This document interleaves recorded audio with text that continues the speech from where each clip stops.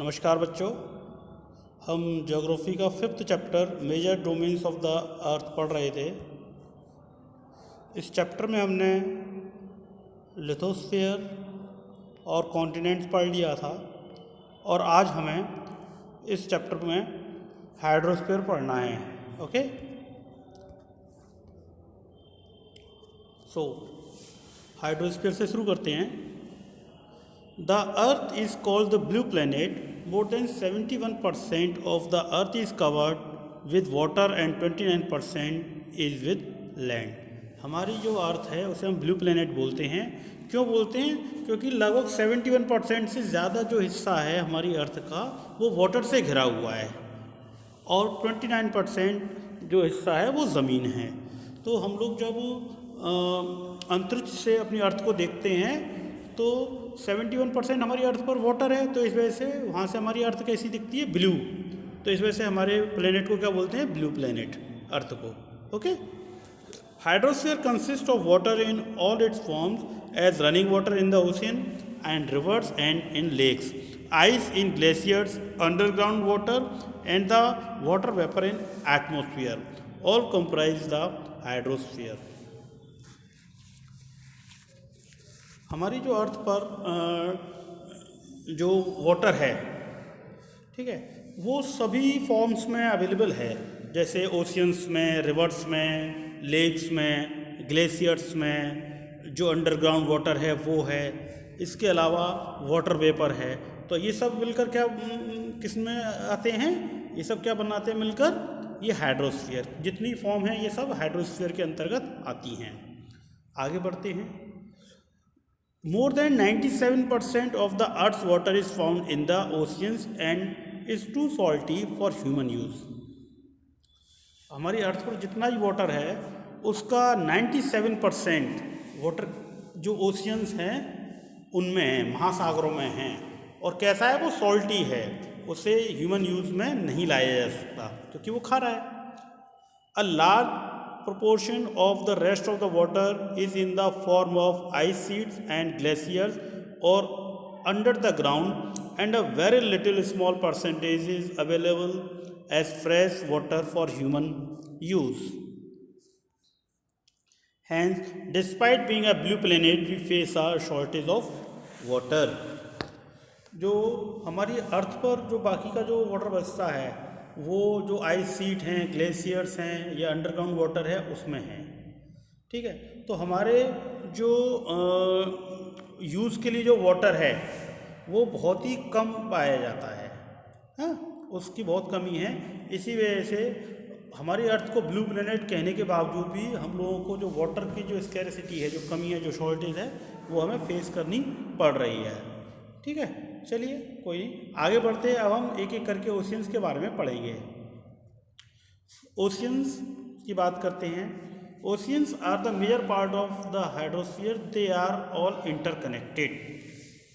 जो ओशियंस हैं वो हमारे हाइड्रोस्फीयर के मुख्य पार्ट हैं और वो आपस में एक दूसरे से इंटरकनेक्टेड हैं, जुड़े हुए हैं आपस में। The oceans water are always moving. The three chief movements of ocean water are the waves, the tides and the ocean currents. जो आपका ओशियंस हैं उनका जो वाटर है वो हमेशा मूवमेंट करता है, मूविंग वाटर है। उसकी 3 तरह की जो है मूवमेंट हैं, जिसमें मैंने बताया अभी आपको कि सबसे पहला मूवमेंट क्या है? टाइड, वेव्स और द ओशियन करेंट्स। तो ये 3 इसके मूवमेंट हैं। The 5 major oceans are the Pacific Ocean, the Atlantic Ocean, the Indian Ocean, the Southern Ocean and the Arctic Circle in order to their size.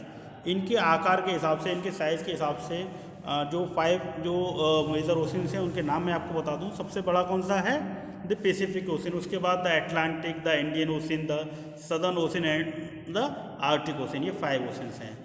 सबसे पहले अब हम ये जो 5 ओशंस हैं इनको 1 बाय 1 हम पढ़ेंगे। हम मैप पर आ जाते हैं, वर्ल्ड मैप पे। वर्ल्ड मैप पे अब हम पहुंच गए। ये रहा आपका वर्ल्ड मैप। वर्ल्ड मैप पर अब हम ओशियंस के बारे में पढ़ेंगे। ठीक है, चलिए। सबसे पहला जो ओशियन है वो है आपका कौन सा सबसे बड़ा लार्जेस्ट ओशन कौन सा है, क्या बताया था मैंने? The Pacific ocean. Pacific ocean कहाँ है? ये देख रहे हैं आप, ये पैसिफिक ओशन, यहाँ से ये राउंड है ना हमारी अर्थ, ये और ये हिस्सा किसका है? पैसिफिक ओशन का है। सबसे बड़ा ओशियन है पैसिफिक ओशन। इसके बारे में अब हम पढ़ते हैं। The Pacific ocean is the largest ocean, it is spread over 1/3 of the अर्थ। ये पैसिफिक ओशन सबसे बड़ा ओशियन है और हमारे अर्थ के 1/3 हिस्से पर ये फैला हुआ है। जो मेरियाना ट्रेंच है, सबसे डीपेस्ट जो पार्ट है अर्थ का, वो पैसिफिक ओशियन में है। हाँ, और ये जो पैसिफिक ओशियन है, इसकी ये कैसा है? शेप में सर्कुलर है। एशिया, ऑस्ट्रेलिया, नॉर्थ और साउथ अमेरिका इसको चारों ओर से घेरते हैं। ठीक है, आगे बढ़ें। दूसरा जो ओशियन है वो कौन सा है? Atlantic ocean. अटलांटिक ओशियन कहाँ है? ये रहा। ठीक है, वो अटलांटिक ओशियन के बारे में पढ़ते हैं। Atlantic ocean is the second largest ocean in the world, it is S shaped. जो अटलांटिक ओशियन है वो सेकेंड लार्जेस्ट ओशियन है और इसकी शेप कैसी है? एस, जो कैपिटल एस होता है ना, वो इसकी शेप है। It is flanked by the north and south America on the western side and Europe and Africa on the eastern side. ठीक है, तो ये आप इसको देखेंगे जब अटलांटिक ओशन को, तो इसके पश्चिमी किनारे पर क्या है, इसकी लोकेशन पर ध्यान दीजिए। अटलांटिक ओशन की लोकेशन पर जब हम ध्यान देंगे तो इसके जो वेस्ट जो किनारा है और नॉर्थ, और यहाँ पर इधर कौन सा आ जाएगा? इधर दक्षिण अमेरिका आ जाएगा।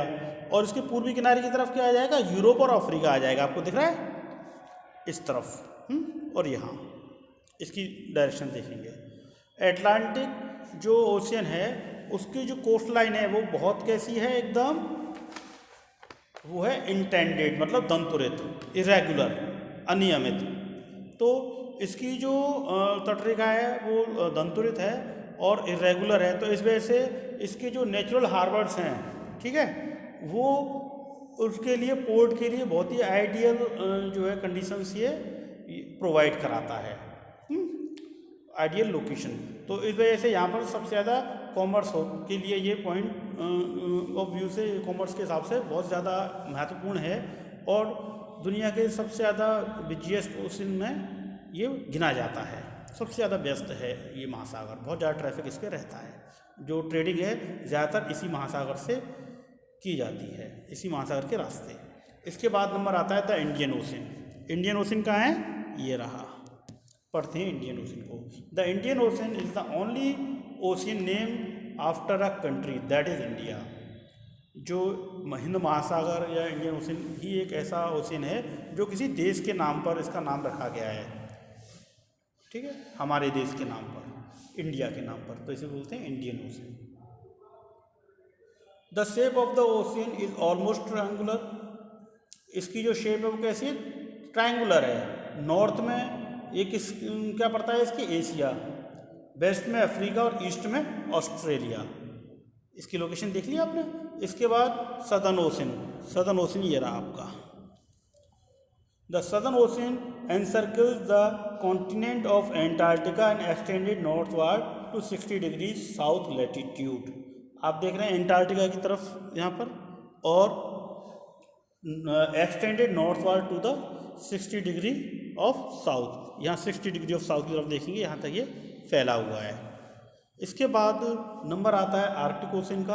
Arctic Ocean is located within the Arctic circle and surround the North पोल।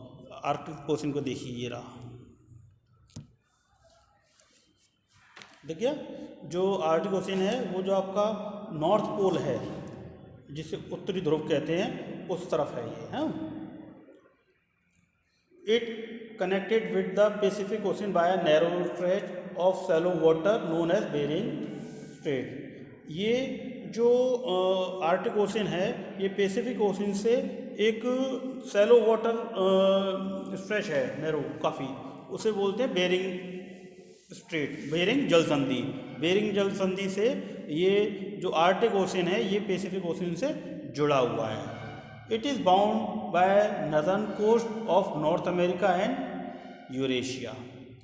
इसका जो नदर्न जो कोस्ट हैं वो नॉर्थ अमेरिका और यूरेशिया से घिरे हुए हैं। ठीक है, तो आज के लिए इतना ही। आप इस टॉपिक को पढ़िएगा ठीक से। नेक्स्ट क्लास में हम लोग एटमॉस्फेयर के बारे में बात करेंगे। Thank you.